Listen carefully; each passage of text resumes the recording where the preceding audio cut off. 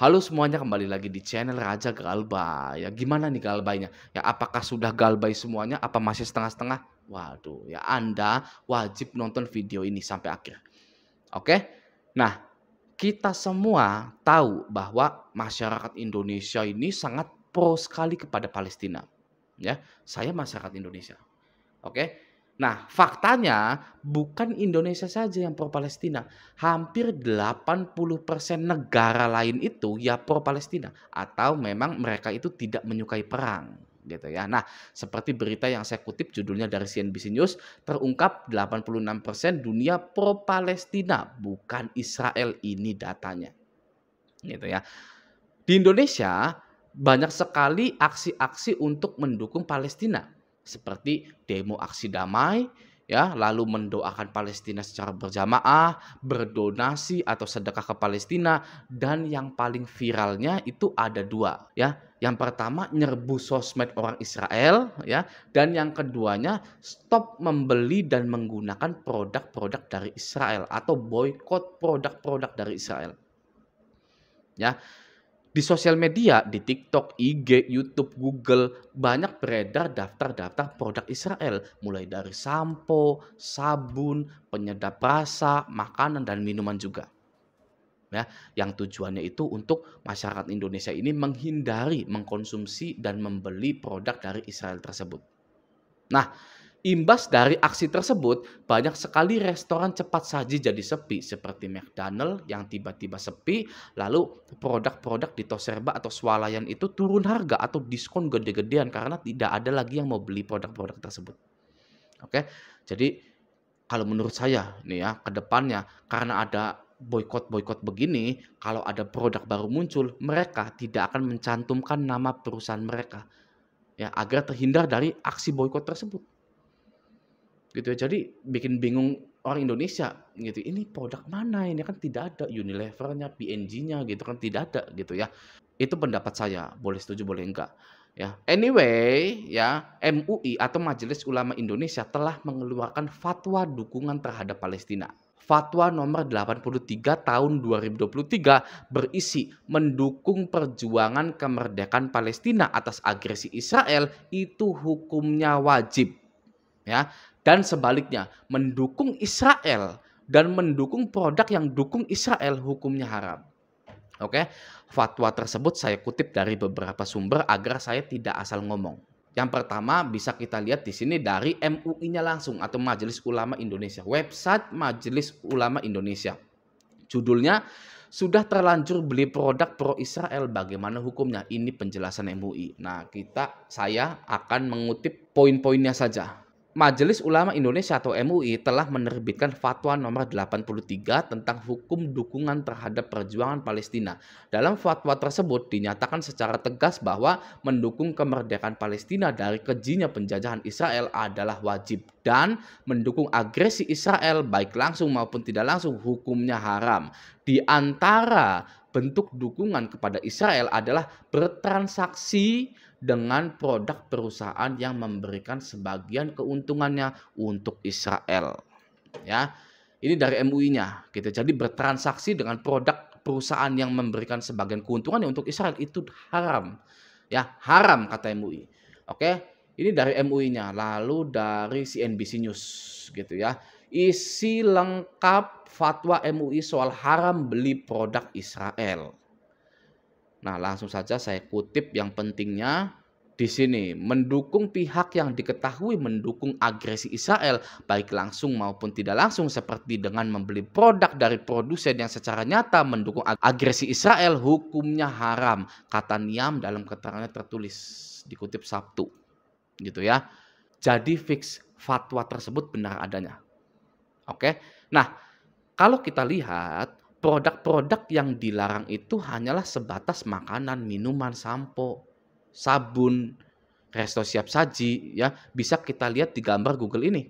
Nih ya, di sini ada banyak sekali makanan cepat saji atau fast food gitu ya, lalu sampo, sabun, penyedap rasa, minuman, coklat, susu. Banyak sekali produk-produk Israel yang seperti itu di Google. Oke. Tapi kalau menurut saya pribadi, ya, ada satu yang terlupakan. Oke, apa itu? Ya jelas, financial technology, ya, fintech atau pinjol. Oke ya. Kalau menurut saya lagi, pinjol ini wajib dipertimbangkan juga untuk menjadi produk yang perlu diboikot, gitu ya. Karena seperti yang kita tahu, pinjol ini produk asing, ya. Fintech atau pinjol itu bukan diciptakan di Indonesia, pasti, ya. Pinjol itu bukan ciptaan orang Indonesia, ya. Terlebih lagi investornya itu investor asing juga.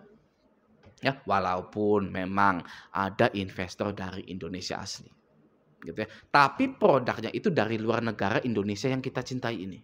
Nah, untuk memperkuat hal tersebut, ya, bahwa pinjol ini dari asing, gitu ya. Saya mengutip lagi beberapa berita yang ada di Indonesia. Oke, bisa kita lihat di sini dari CNBC Indonesia lagi. Ya, di sini dengan judulnya Fintech RI jadi favorit investor global. Galang dana Rp 317 triliun. Bukan M lagi, tapi 317 triliun. Ya, judulnya Fintech RI.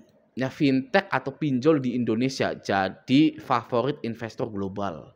Oke, lalu ada lagi di sini di hadapan investor asing, Bos OJK tekankan pentingnya fintech bagi perekonomian. Ini dari kompas.com.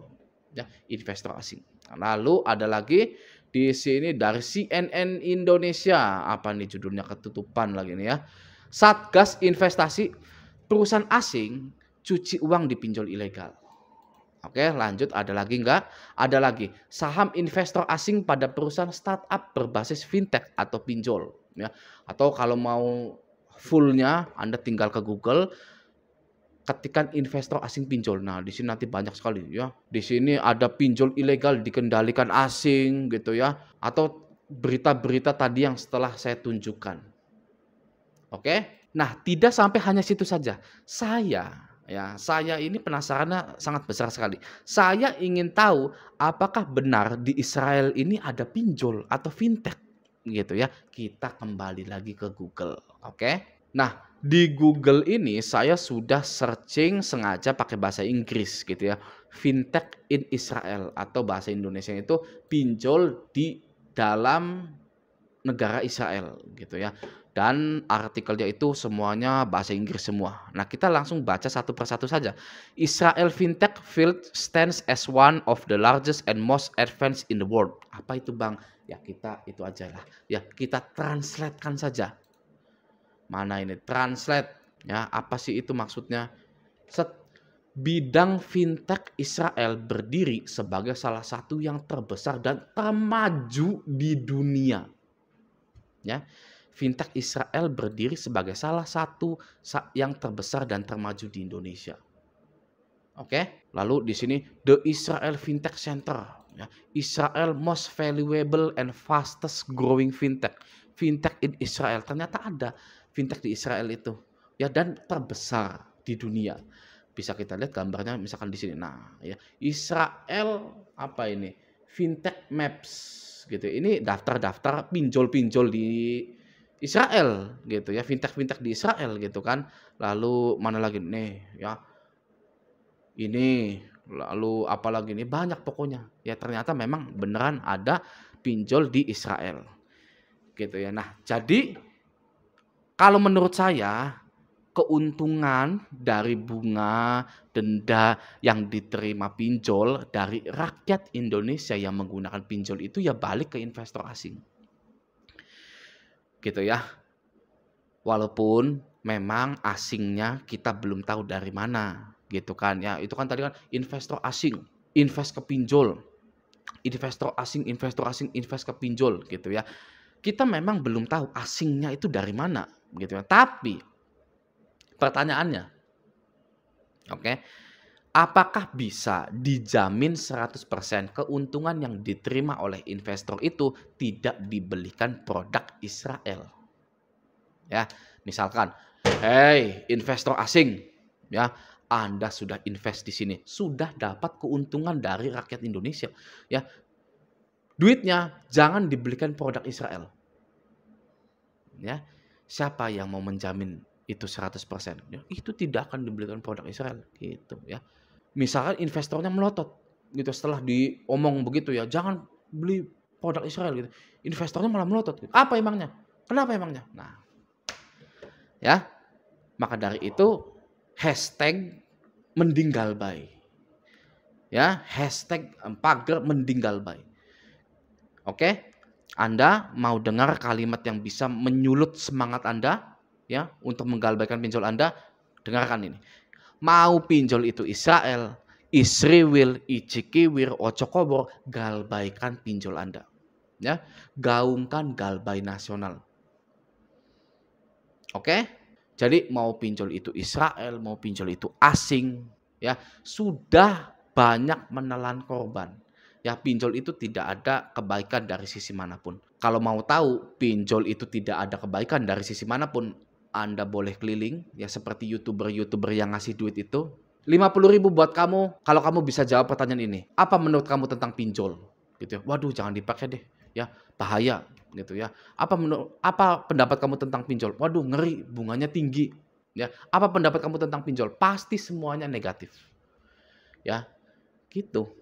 Silakan Anda survei, gitu kan ya. Anda jalan-jalan di kota Anda gitu ya, sambil buat konten gitu kan.